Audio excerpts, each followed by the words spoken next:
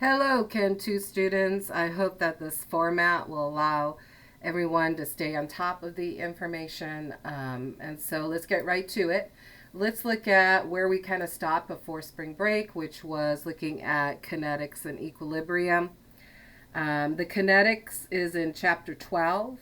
And this is when we were looking at first order, second orders, trying to look at experimental data to figure out maybe how much concentration of the reactant we had left or the product, the half-lives. So your concentrations of your reactants and products are constantly changing in the kinetics realm. And eventually they'll reach something called the equilibrium. And remember that in the equilibrium, the concentrations never went to zero. There's always something of everything in that chemical equation. The only way a reaction goes to completion is if you burn something, because you can't, you won't have any more reactants. They're all gone. They're burnt up. And so this looks like a steady concentration at equilibrium, which is true. But remember, it's a dynamic relationship where the forwards and the backwards is always going on. So there is always more reactants being formed and reactants always being formed into products back and forth. Okay. Now we talked about 3 different types of equilibrium problems we could do. One was the perfect squares, which is something that we worked on before break. One of it was a quadratic. And I said that for this class, we would not be doing quadratic ones. And the last one is, I call that the assumption of ignoring x, which we will talk about in another lecture. Okay, so right now we're going to review this perfect squares. We talked about the ICE table. Remember ICE table, ICE.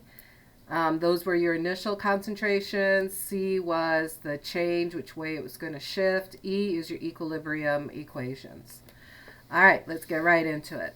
So we have this equation down here, and it says the reaction below is carried out at 700 degrees Kelvin. You started with 1 moles of CO and 1 moles of H2O in a 5-liter container. What is the quantity of each substance present at equilibrium? So here's the chemical equation. It's a homogeneous reaction. They're all gaseous substances, and we have our Kc, and it's always given to you at a certain temperature. The first thing I said to do is to always write your K expression. You must write your K expression. So I'm going to write my K expression over here. Kc, because eventually the initial concentrations will be in molarity. We do the products over the reactants, so I'm writing the products over the reactants. I'm also looking to see if there is any stoichiometry relationship in here, and they all have a 1 in front of them, so I have nothing to raise it to. So there is my Kc expression. I call that my skeletal expression, where my E's are going to go into. Okay? All right, so let's look at our initial concentration. Remember, molarity is in moles per liter, and what they gave to me was 1 mole of carbon monoxide in a 5-liter container. There's your moles per liter. And if you do that math, it's going to be 0.20 molarity. Just lucky for me, they're both 1 moles, just to make things life a little bit easier. So carbon monoxide is 0.20 moles. Those are our initial concentrations, and so is water. They did not give us any concentrations of those 2 substances, so we do state that it's 0. C is the change. Which way is it going to shift? And we talked about Q versus K and comparing that. However, I said when there is a 0 in there, and we know that every single substance has to have an amount at the very end in our equilibrium concentrations, we know that some of this has to shift over to this. So some of this, so I'm going to remove some of this, is going to have to make some of that. All right, that's what it means. You can look at negative as being removing, taking some of this to that. All right, the E was the combination of the I and C. I call them little mini equilibrium equations, so I'm combining that. I said to leave this as an X. Do not put 0 plus X. That just wreaks havoc in math skills when you do that. All right, so these E's are going to go into my Kc expression. And because of the space, I'm going to keep my eye on this. And I'm going to write down the CO2, right, which is an X. H2 is an X. And CO and H2O are both 0.20 minus X. So I'm literally putting those E's in there. They equal 0.83. That's what's given to us. Now this is called a perfect squares because you can view this as being Kc is equal to x squared over 0.20 minus x squared equals 0.83. All right. Usually it's the denominator that kind of gives you a heads up that this is a perfect squares.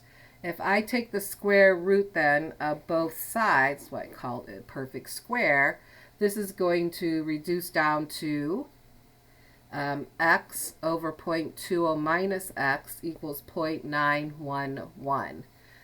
So try to do the math at this time when I ask you to do the math in your calculator, because we want to just not watch me do the math. You want to be actively into this solving of this problem. So put this on pause when you're looking at it. Go ahead and solve for x, just like we did in class. All right, when I do the math for this, I'm going to get x is equal to 0.0953 when I do this math here.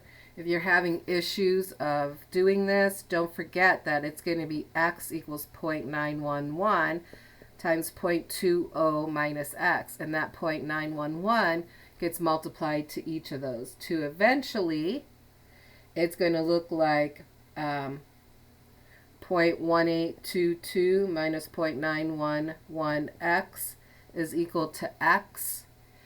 So x is equal to 0.0953. All right, that's just what our x is, but we want to find out what the equilibrium concentrations are of these. And so moving to this page right here, we're going to take a look at that. I'm going to write down what the E was for all of these, because that's our little mini equations. So 0.20 minus x was CO, 0.20 minus x was water, and hydrogen and carbon dioxide was x. And I said through my math that x was 0.0953. So when I put that 0.0953 where all those x's are, I get 0.105 molar, 0.105 molar. That makes sense. And this is 0.0953. Again, every single species in this homogeneous reaction has a value to it, a concentration value at equilibrium.